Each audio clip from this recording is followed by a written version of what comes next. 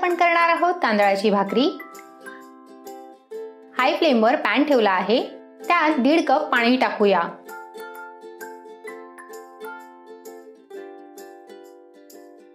पाणी गरम झालं आहे, त्यात 1 टेबलस्पून तेल आणि 1 टीस्पून मीठ टाकूया। पाणी बॉईल झालं आहे, त्यात 1.5 कप तांदळाचं पीठ टाकूया। गॅसची फ्लेम बंद करूया। नीट ढवळून घेऊया। भाकरीसाठी नेहमी नवीन तांदूळच दळून घ्या। तांदूळ जुने असतील तर भाकरी करताना कडांना तडा जातात। जर तुम्ही जुने तांदूळ दळणार असाल तर 1 किलो तांदळात 50 ग्राम साबुदाणा टाकून दळून आणा। उकड काढल्यामुळे पिठाला चिकटपणा येतो आणि भाकरी सॉफ्ट होते।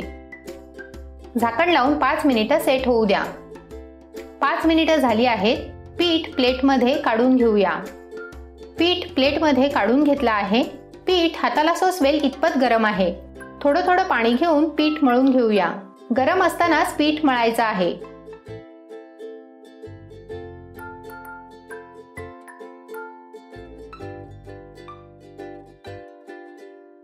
पीठ मळून झालं आहे। पिठाचा एक गोळा घेऊया।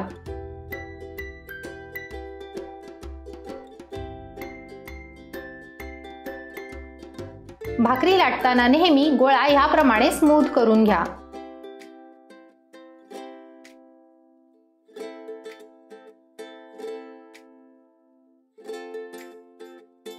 सुकं पीठ लावून लाटून घेऊया।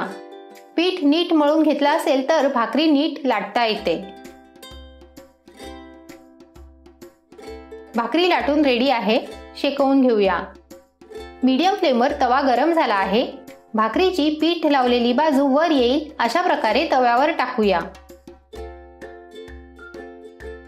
याप्रमाणे पाणी लावूया। लावलेलं पाणी जरा सुकलं आहे।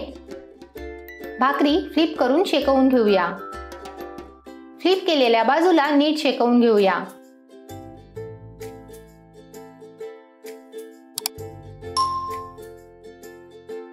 पुन्हा फ्लिप करूया।